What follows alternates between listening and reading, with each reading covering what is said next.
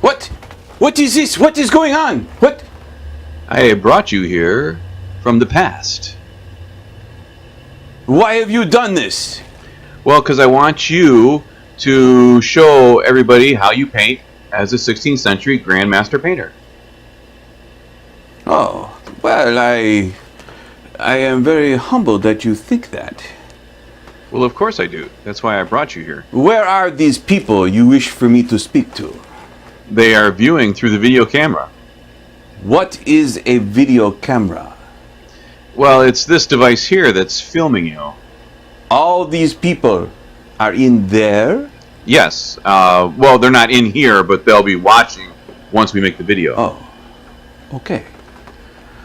So I just need you to do an introduction. Hello, everybody. I am Kenneth Brant, the great master painter. I am truly an artist.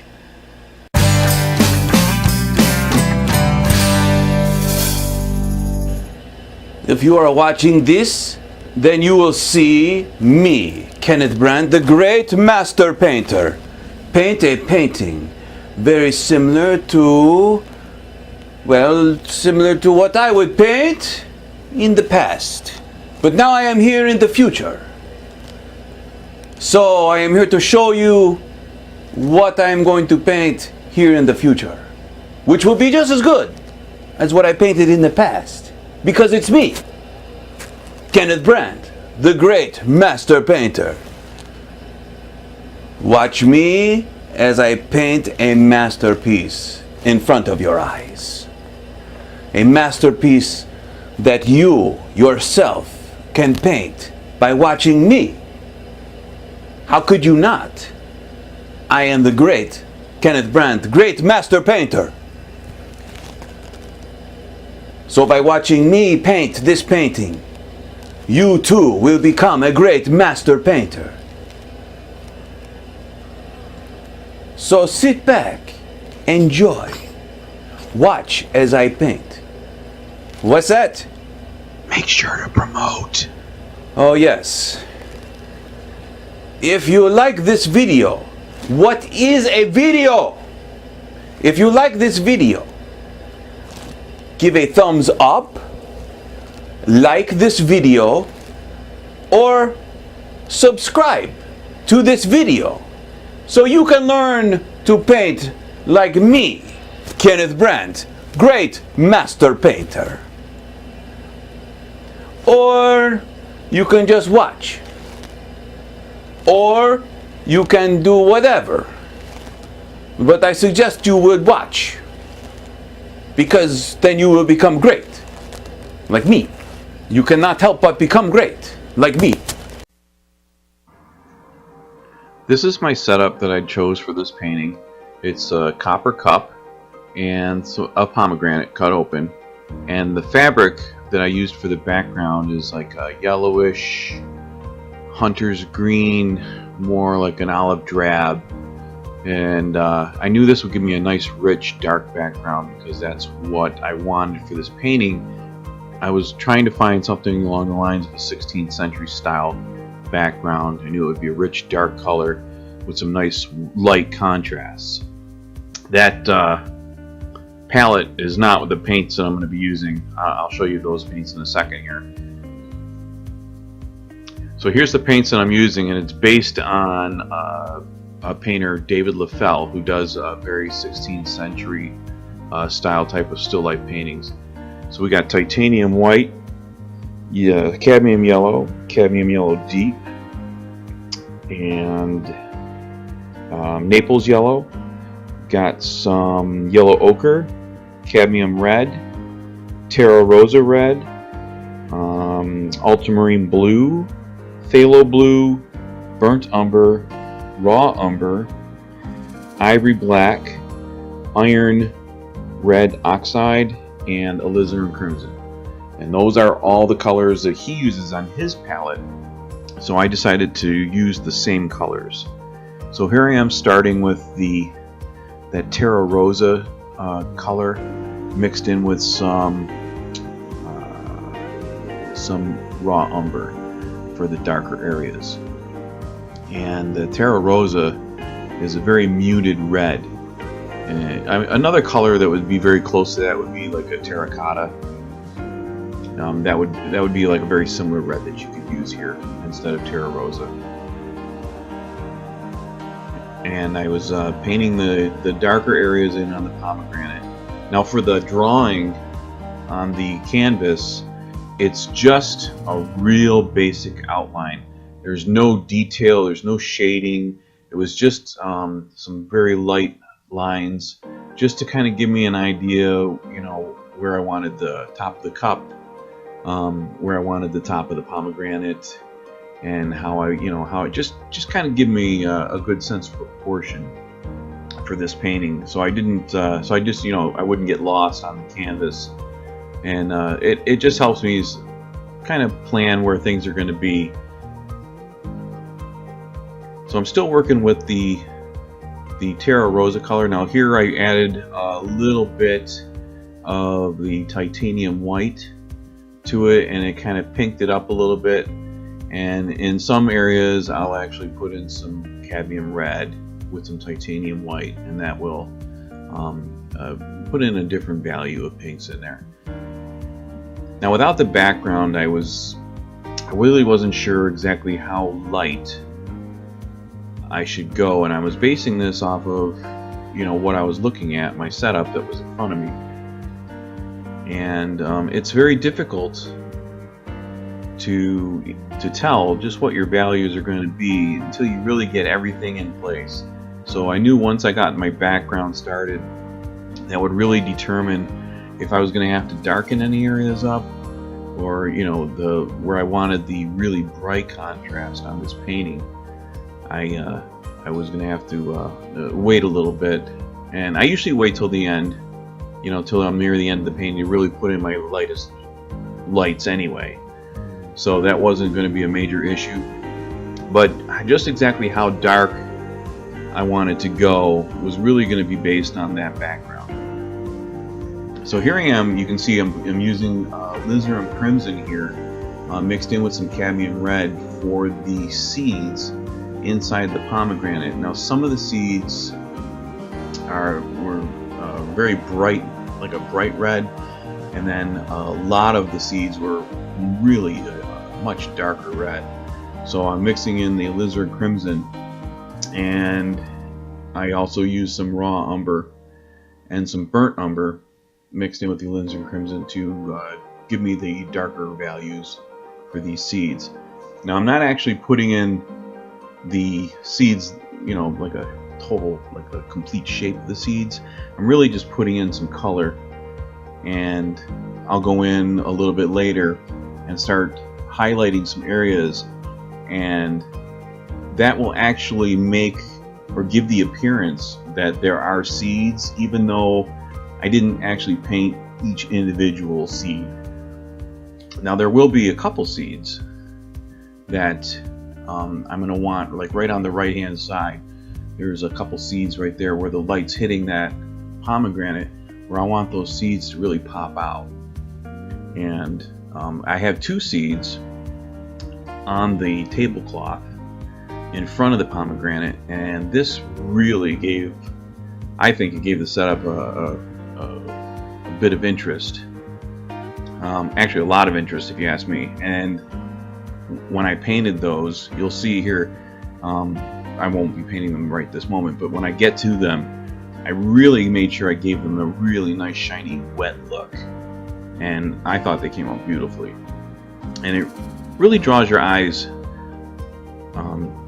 to that part of the painting, and that's the whole idea, because I just wanted just that right side of the pomegranate where the light's hitting it. I wanted that to be my focal point, and then your eyes are going to come down to those two seeds sitting on the table in front of it, and then you're just going to come back up to the left where there's going to be a slightly brighter side of the pomegranate just before it disappears into the shade in front of that copper cup.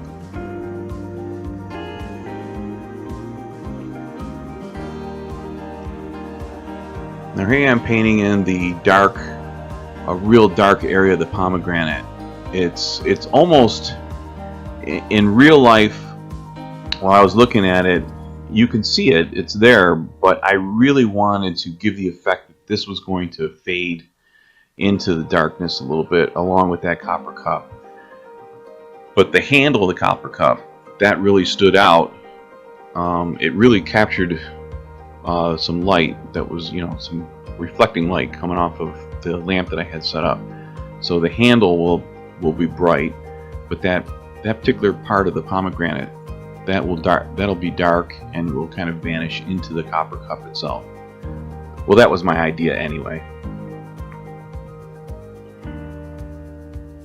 So that yellowish area in the center of the pomegranate, that is a yellow ochre mix with some cadmium yellow, a little bit of titanium white just to kind of give me some lighter areas in there.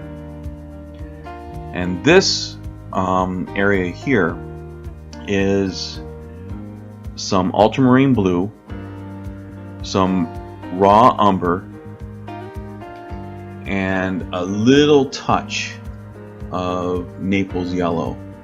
Not a lot, just a little bit, because I wanted it to have a greenish tint to it, a real dark greenish tint. So I knew I had to get some yellow in there to mix with the blue.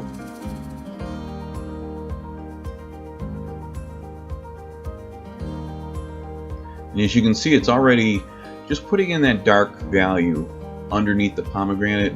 It kind of grounds the pomegranate to the picture, so the pomegranate just isn't floating in space. So it's amazing how it changes the whole perspective of the subject matter. Now it was sitting on a plate. It wasn't not really a plate, but kind of like a large coaster, if you will, and it was a grayish color. So I did use some raw umber mixed with some titanium white, and that makes a beautiful gray. And where I really wanted the dark areas of that gray, I actually used the ivory black and the titanium white, and that gives you a much different gray than the raw umber. The raw umber and titanium white will give you a gray with a slightly redder value to it, whereas the ivory black and titanium white will give you a gray with a bluer value to it. And you'll see if you mix those two, if you're playing around with your paints and you actually mix those two on your canvas, just to kind of give an idea, say you want to see how it's going to look, you'll actually put them together on the palette and or on your canvas, and just look at the difference between the two, and that will give you an idea when you're painting. If you have some grays that you want to paint in your painting, then that'll give you an idea, which gray will work best for you. I find the raw umber and the titanium white, I use that gray more often than the ivory black and titanium white.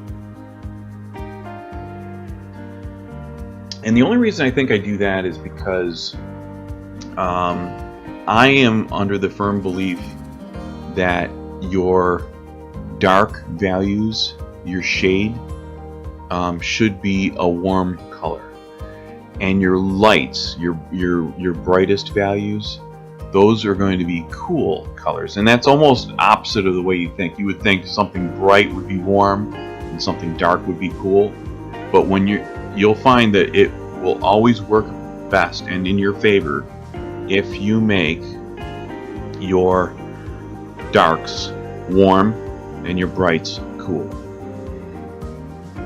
And I think you'll find when you're working with your colors that this also helps prevent you from getting too muddy or getting too chalky with your particular paintings. Now, like right here, I'm working on the copper cup, and I'm using different colors of yellow and blues because it's reflecting some of that green fabric in the background, so I got some blues in there.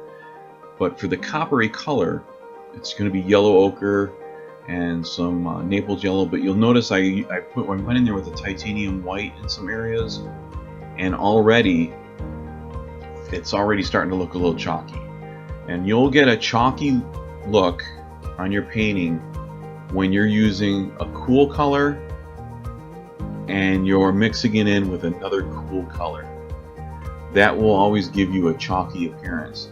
And when your painting is getting muddy, that's because you're mixing a warm color with a warm color, and that will give you a muddy appearance on your painting. So that's always something you want to pay attention to, and it's a lot easier to not get stuck in that particular chalky and muddy problem if you keep your cools, your bright colors cool and your dark colors warm.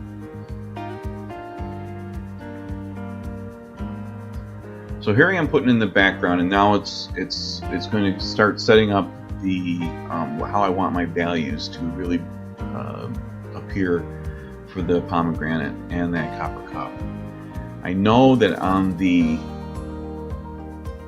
left hand side it's going to be my darkest area, because that's where the light on my setup is being blocked the most.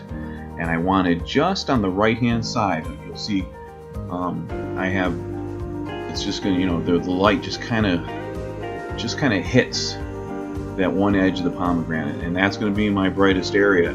So I knew that I wanted my left hand side to be my darkest dark, and that was going to help me set up my values for the bottom portion of that copper cup and that whole left side of the pomegranate.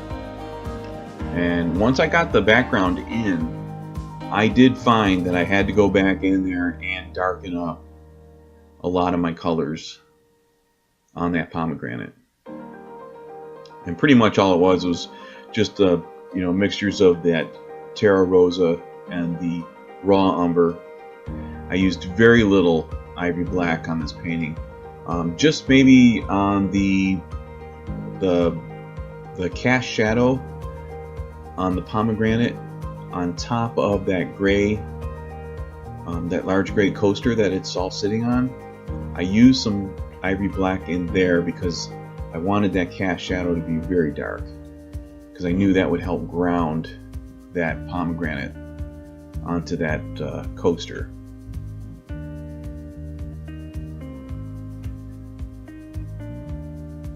Now here's where I have the light is actually cascading across that one corner of the fabric, and I put in this is pretty much just cadmium yellow and a mixture with ultramarine blue, and it made a really nice green. And it was it kind of matched the fabric from what I was seeing. And you can see I didn't carefully, but I did go around the area where those two seeds are sitting in front of the pomegranate. I left those open so I can get in there with the red. And there were a couple little creases here and there on that fabric that you could see. And I used some titanium white, and I actually end up going back over that because the white mixing in with the ultramarine blue and that green, it started getting a little chalky, and because I got a lot, you got some cool colors all working together in there, and that made that chalky appearance.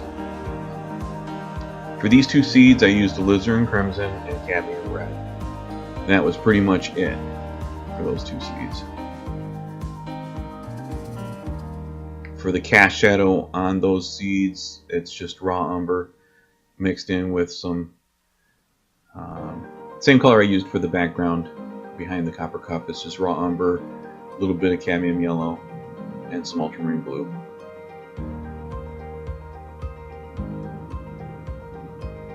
So here you can see those cast shadow makes the seeds pop out like right there, and then as soon as I put the highlights on those seeds, they looked very, very wet and juicy, and I thought it looked great.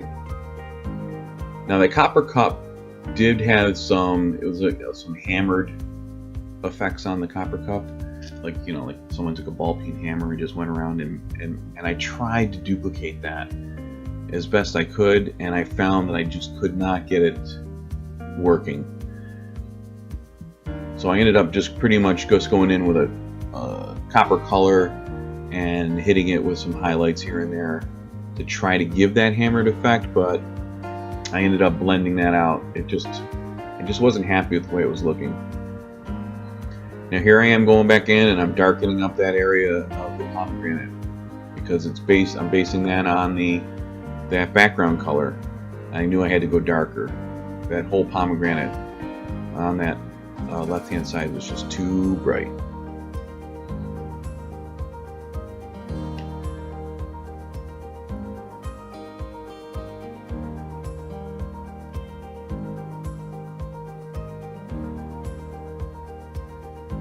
So I had a lot of reflective colors coming back off that fabric on that copper cup.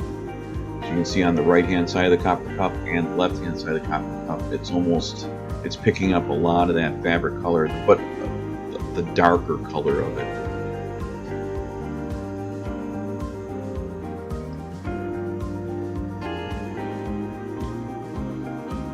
Now I knew here on this particular edge of the pomegranate, this was going to be it's going to be slightly bright, but not as bright as I wanted that wedge on the very right hand side to be. And so this is going to be like the secondary focal point. This particular wedge that I'm working on right now, that I'm putting the seeds into, that was going to be my second brightest area. The brightest area would be that wedge on the right hand side of that. The very tip of it basically is what I wanted. I wanted that to capture your eye.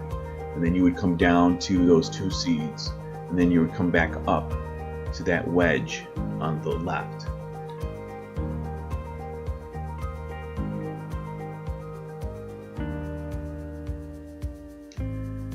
So here I am darkening up the areas even more. Went in there with some more burnt umber and alizarin crimson. I kept looking at those seeds and they were a very dark red.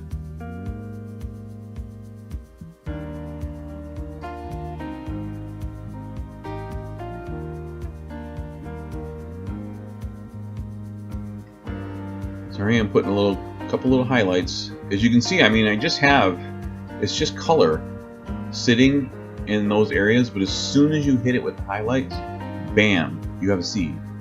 It's bizarre how that happens. It's almost like magic. And once I put the highlights in, I realized the highlights might have been a little too much, so I blended them out a little bit more. And even on those seeds on the inside where it's really dark, they did have some reflective light on them. But I had to be careful here as to how bright I was going to make that reflective color.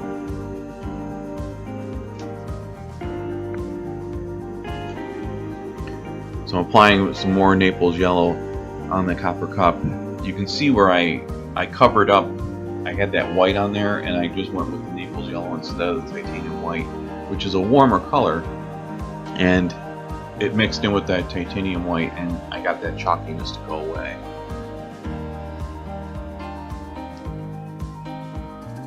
Now I am suffering from a little chalkiness on the right hand side of my painting where I wanted the highlight to be on my pomegranate. So I needed to go back over that area as well.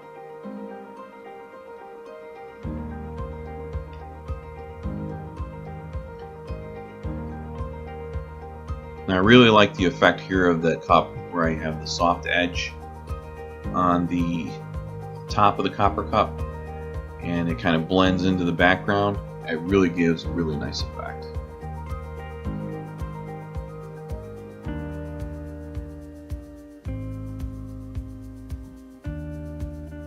And if you look over on the right hand side, the table, there is a crease where the fabric goes along the top of the table and then it goes up behind the cup and the pomegranate, but I didn't want that to be a definitive line, so I made sure to keep that blended so there you really couldn't see an absolute line. And I also made sure that the line on the right hand side was at a different level than the line on the left hand side. So if you look at that painting now, you'll notice the left hand line where the fabric goes across the table and then up is lower than what I have on the right, and that is something that a lot of painters do, because that unevenness actually prevents you from being distracted from that background. There I am again, going in with more darker colors. I had to keep getting it darker and darker in there. I kept looking at my setup and then looking at my painting, and my painting was still a lot lighter than what I was looking at in real life, so I had to go in there and darken it up. But again, without actually having that background to work with, it's very difficult to determine just how dark that needed to be.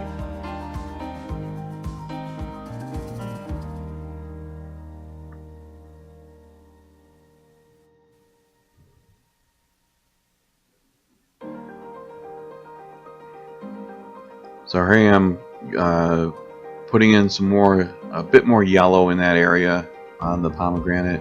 I thought it was a little too white, and I kept looking at my setup, and I did see there was a lot of yellow, like a yellowish hue coming off of that pomegranate, so I wanted to make sure I captured that.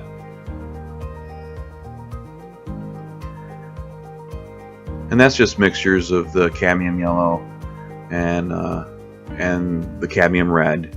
Just kind of playing around with both of them and just mixing them together, but trying not to let it get too orange. I didn't want like an orangey look to the pomegranate. Pomegranates are red, so I had to make sure it stayed red.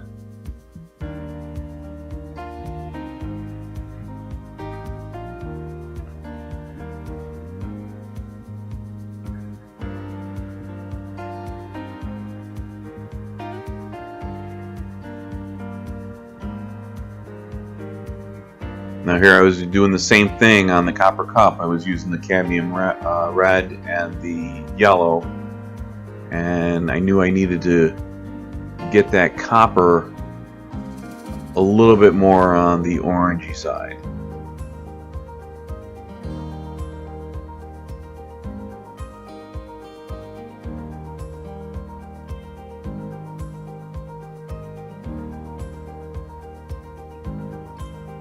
Again, I'm going there and just darkening up more of my values, because this area was really dark, and on my painting it was still too light, so I just kept going over it until I was pretty much happy with where it was at.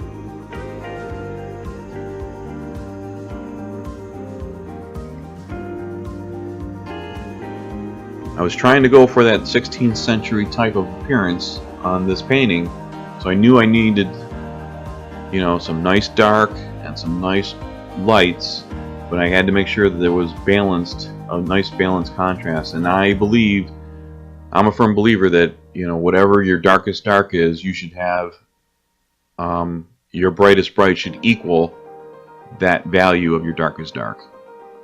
And I think that contrast really pops when you do that.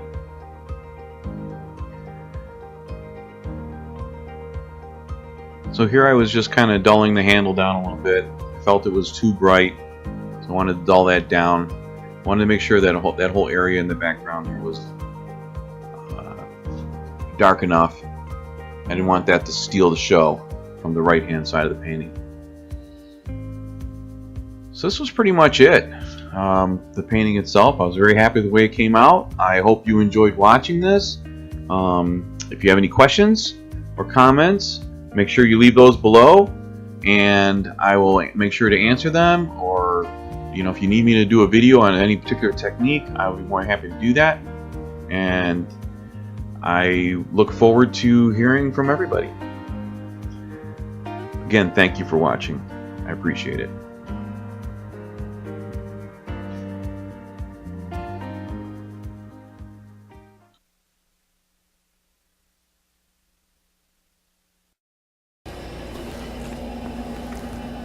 You painted this? It's not bad, not bad. Not as good as what I would do, but it's not bad.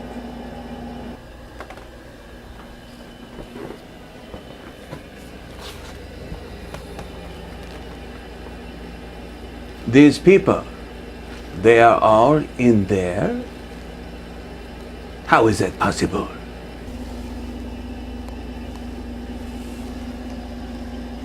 What is this? This thing? It's beautiful. Whatever it is, it's beautiful. What is this thing? Alas, poor Yurik. I knew him well.